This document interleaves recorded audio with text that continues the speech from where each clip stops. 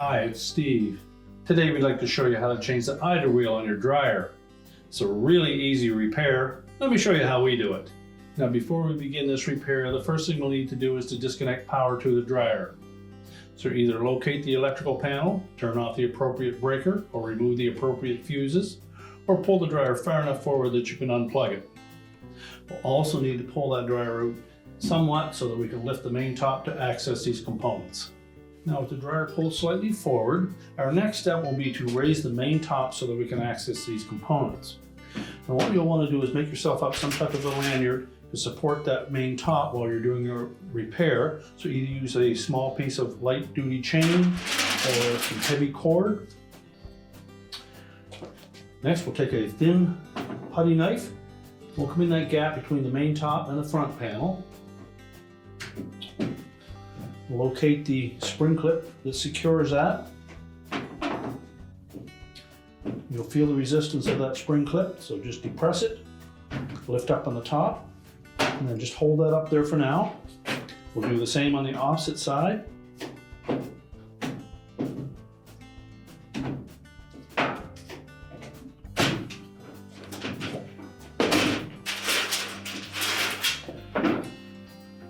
Raise that top just beyond vertical.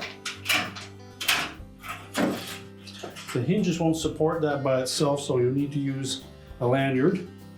We'll take out one of these little rubber bumpers on the top of the side panel and then secure that top. Now once we've done that, we'll next disconnect the wire harness retaining clip from the top of the front panel. And then we'll remove 2 1/4-inch hex head screws that secure that front panel to the sides of the cabinet.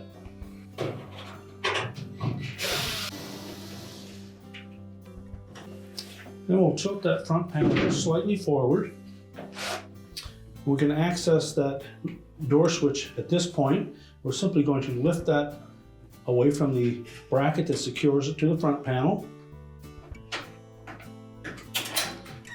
Just spread the little tabs on both the top and the bottom of the switch to release it, and then we'll just tuck that out of the way.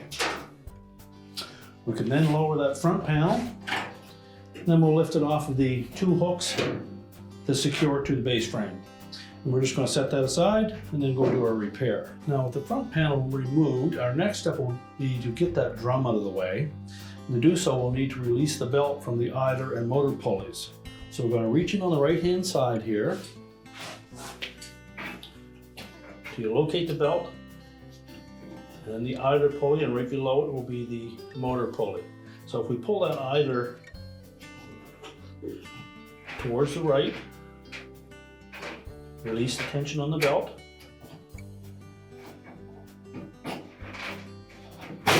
Just pull the belt towards the front of the dryer. Now we'll get it away from the idler bracket. Unhook it from the motor pulley. And we should have about that much slack in the belt. So what we'll do next is we'll use that belt to support the weight of the drum. We'll lift it up and pull it right out of the cabinet.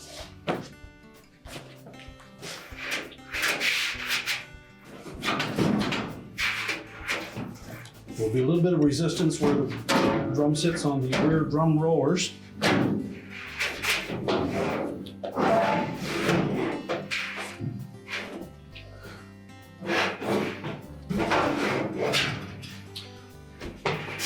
So we'll simply take that drum and the belt and set them aside.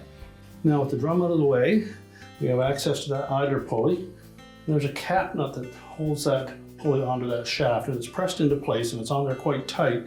So we'll need to pry that off.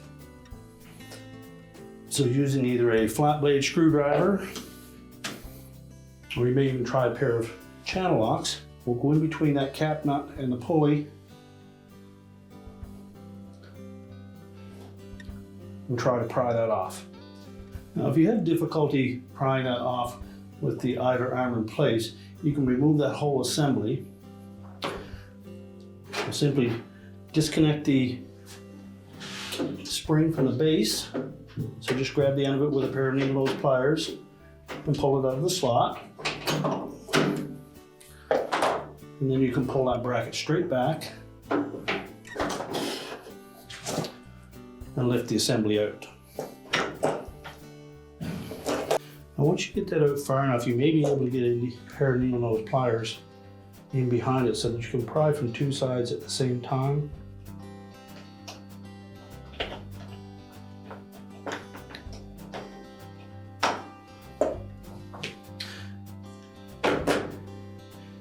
If you're able to save that, we'll be able to reuse it.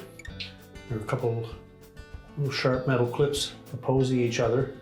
Just make sure that those are not damaged beyond repair. If so, you'll want to order a new one of those. Make sure that we didn't damage the spacer washer. You can then remove the old Idler pulley. Next, we'll clean up that shaft before we install the new pulley, and then we'll lubricate that as well.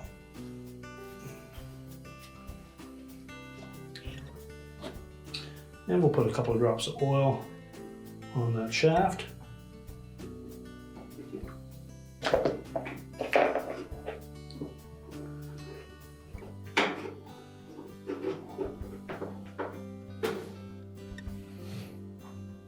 Replace the spacer washer, and then we'll need to tap that cap nut back onto the shaft.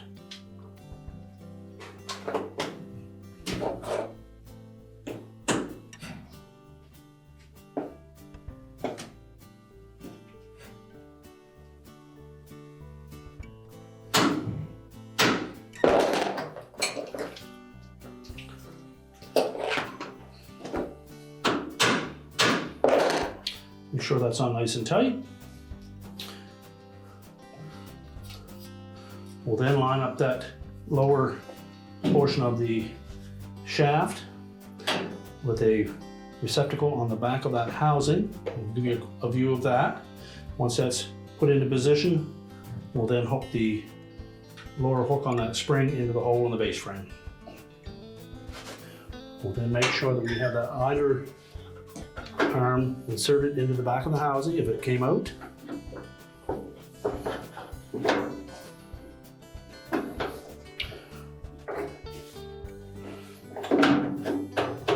And again, make sure it sits above that stop. Slide the spring over into place, and we'll reattach that to the base frame. Make sure you get a firm grip on that spring with your pliers and hook it into place.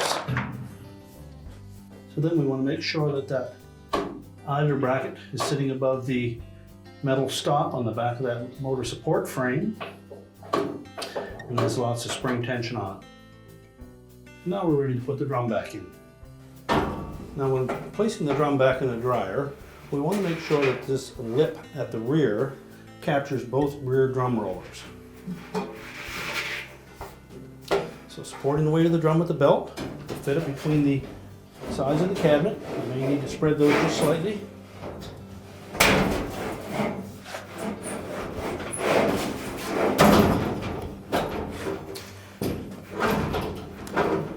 And then we need to line up the rear of that drum to make sure it sits on those rollers. Just rotate it a couple times. Check inside, make sure it's sitting flush on that drum seal. Then we'll line up that belt with the marks that were on the drum. And then we're going to reach in and reattach it to both the Idler pulley and the motor pulley. So reaching in on the right hand side, just grasp the belt, locate the Idler pulley, lay that belt out over top of the Idler pulley,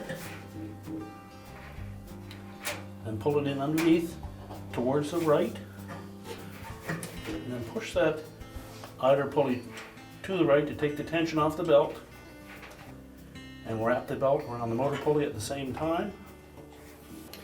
Make sure we have the groove side of the belt against the drum and the motor pulley, and the flat side of the belt against the idler pulley. We'll just rotate that drum a couple of times to make sure that it does turn the motor and blower wheel. And now we're ready to put the front panel back on. Now, as we tilt that front panel up against the cabinet, we want to make sure that we line up the hole in the back of that front panel with a locating pin that is attached to the cabinet. Also want to make sure we tuck that felt seal so it doesn't catch on the drum.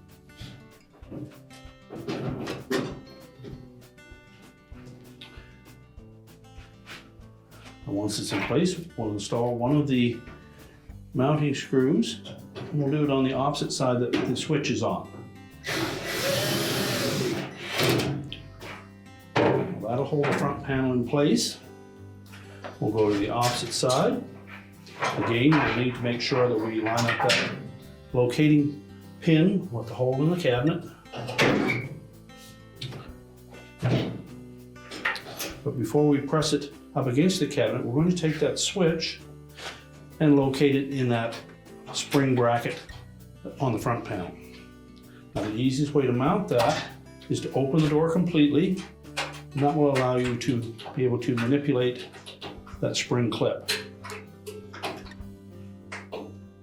Just spread them slightly, line up the push button with a hole in the front panel, and then snap it into place. Make sure that that clip captures both the top and bottom of that switch. You can then close the door up. Again, we'll make sure that that felt seal is outside of the drum area.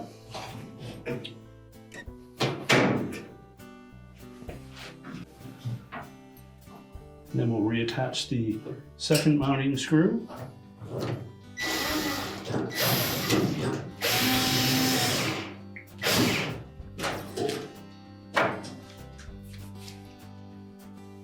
Now next we'll take that harness retaining clip, we'll tuck that into the opening in the top of the front panel, snap it into place, make sure that the wires are away from the drum. Now we're ready to put the main top back down. So next we'll disconnect our lanyard, then we'll replace that rubber bumper. Just fit it back into that opening on the top of the cabinet. And we'll lower the top down carefully. We want to make sure that we engage those two clips.